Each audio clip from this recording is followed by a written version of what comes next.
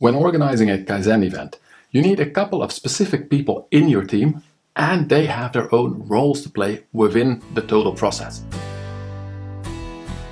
Hello, I'm Tom. Welcome to my channel where we talk about continuous improvement in an industrial setting. And today we are talking about Kaizen events, and specifically which people would you need to have in your team and why, right? So what are the roles people play within the team that does a Kaizen event, that does a good problem solving or a process improvement within a relatively short time frame? Now, it's important to know that there are certain roles within this team process.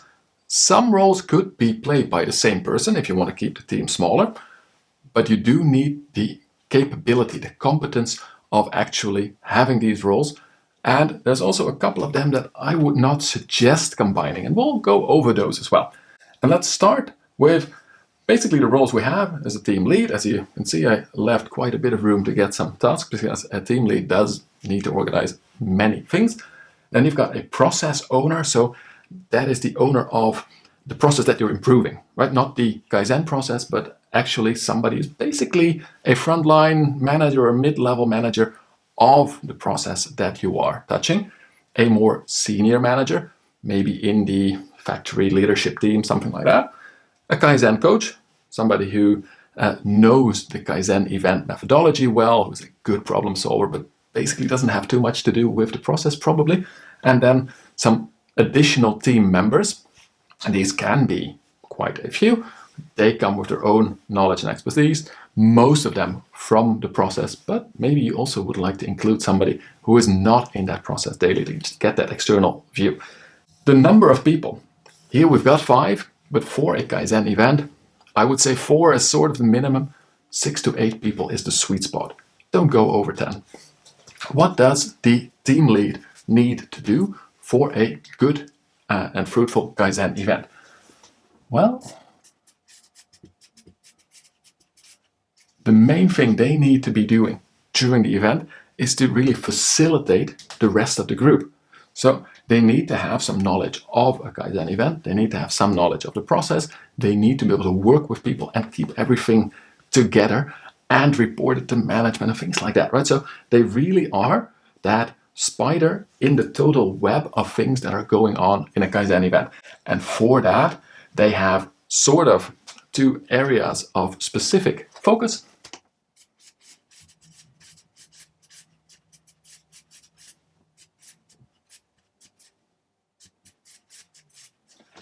They pick the tools, which is basically already done before the team really starts, based on the problem description.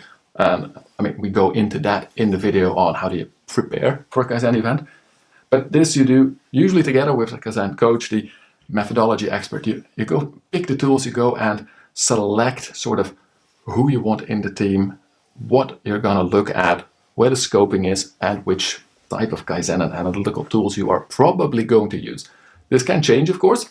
It's continuous managing, but that is important. And also very, very important, specifically the role of the team lead is to keep the focus of the team where it needs to be, right? Are you now focusing on the problem timeline and description, or are you already in the countermeasures phase where you're thinking up good countermeasures to solve your problem? Don't have those 2 mixed up, right? So make sure that the team is working on those parts that are important throughout your Kaizen journey. That will create the added benefit of a Kaizen event.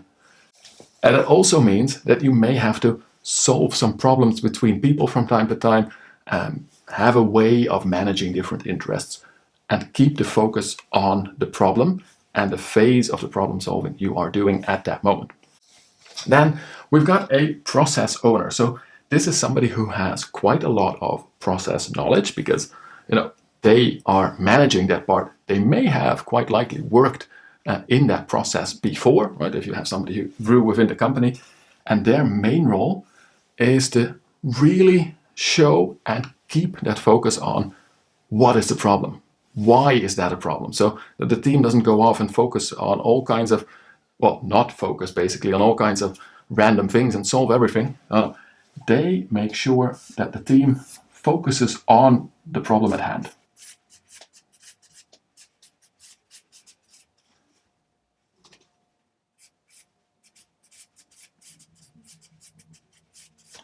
And also because of that, they are in the preparation phase. So they are very active in the preparation steps of your Kaizen event. But their main role whilst doing the event is to make sure that the team is solving or improving, but solving the actual problem or improving the process as is needed for the operation, as is needed for that process. Then you also have a more senior manager in the team. Could be as a sponsor, but especially if you're doing a Kaizen event, I highly recommend having them be an actual part of the team in all of the processes.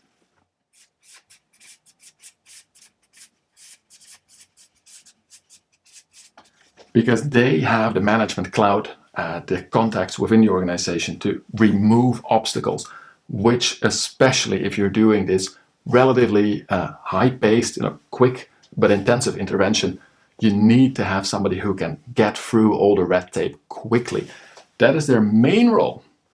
They also take care of getting buy-in, making sure that what your team is doing is communicated with the rest of management, that you have sort of your mandate for touching the process. But what they really need to focus on is making sure that any obstacles in your bureaucracy, your systems, your management layers, your time availability, stuff like that, just gets ironed over as quickly as possible. They too are involved in the preparation phase, because they also remove the obstacle of no resources. They basically get you the resources that you need to run a Kaizen event successfully. Then we get into the Kaizen coach, who is more of the methodology expert, doesn't per se know the process,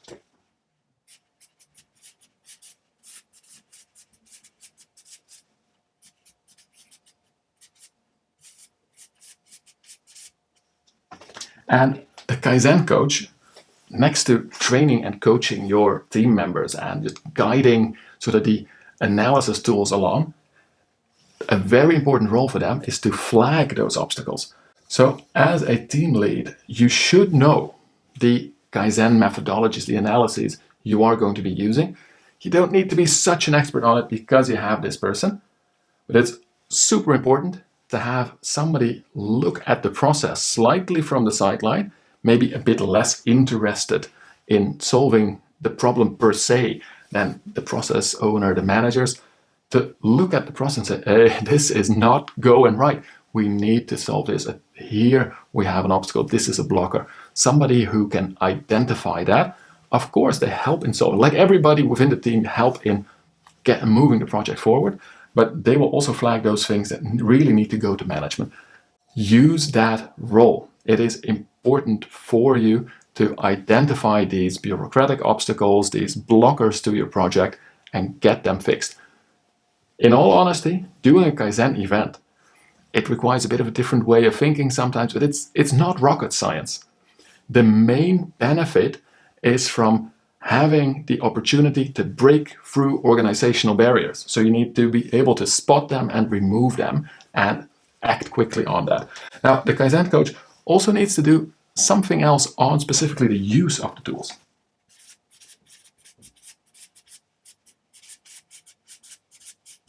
They need to sharpen the thought process. And what do I mean by that? For instance, they will be the ones asking why. Basically 5 times why. It'll come up in the tools at some point, but they are the ones that need to put that critical thinking into the whole team and be the person that can sort of ask the stupid questions so that the other experts in the group can explain it, and explain it without anyone losing face. This is an important part of running a multidisciplinary team, or any team where you have like these managers and maybe people who've been with the company for a long time, who have all kinds of assumptions, also have face to lose. They should know all kinds of things about the process, but it's sometimes the question whether or not they really do.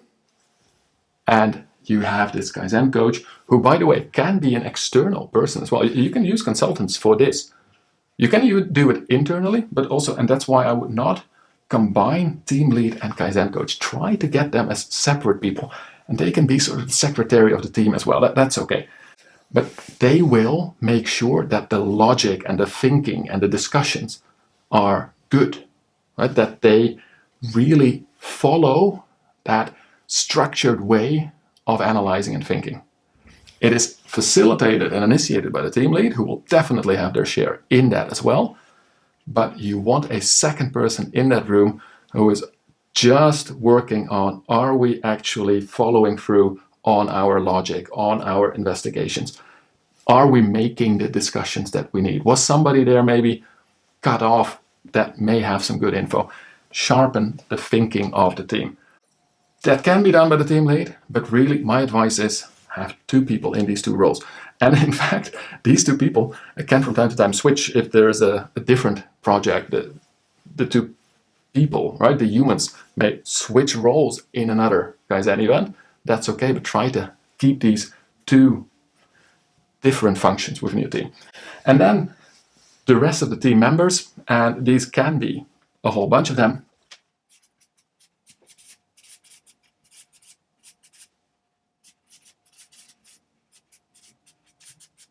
you bring them in for their know-how, for their experience and expertise. Most of them should come from the process you're working on. I would say about 2/3, right? So you've got, when we're looking at the whole team, it's quite good to say about 1/3 of people who actually do the process, 1/3 of people who sort of manage or support the process in basically a daily, at least weekly basis. So who really would know the stuff around the process, just don't do it anymore themselves. And about 1/3 of people who don't have that much to do with the process. And that's because you want the outside view as well. It can be really, really helpful inviting somebody from, I don't know, finance or HR over to a project where you're working with quality standards, because they will have a way of asking questions that can really sharpen the thought as well. You can have a Kaizen coach that doesn't really know the process that you're working on, but in all of that, you want at least 1/3 of your team to really have first-hand experience with how the process is being performed right now. So that's basically the people doing it. Maybe the process owner is still so involved in the process that they will also contribute a lot of experience and expertise. And then they also contribute, and that's very important, the actual ideas, the assumptions, and then check them, right? With trials to check if the assumptions are correct, trials to see if the ideas work, trials if you can scale it up. So they will do a lot of the team work and the team input. Now, of course, everybody will be involved in generating the ideas, but you add team members specifically for that. And everybody is potentially also in this role. Everybody is a team member as well. So when you're putting together your team for a Kaizen event, think 6 to 8, 4 to 10 if you like, but 6 to 8 is the sweet spot. Make sure you have a team lead to really manage the focus of the team, and a Kaizen coach to more manage the thinking in the analysis. Have the person who is most interested in getting this process to improve or to work again to begin with, but also somebody a bit higher who is more interested in the overall result and can arrange the resources or can break through the organizational red tape. And everybody needs to bring in certain experience, expertise. And together, you're going to fix a problem that's been buggering you, improve your processes. I hope that you liked this one. If you did, know that there's also a lot of nice Kaizen courses available. I'll link at least one in the description from my friends at BeltCourse. And for now, I wish you the best of luck putting together a Kaizen team for your next Kaizen event. And don't forget to also enjoy the continuous improvement journey.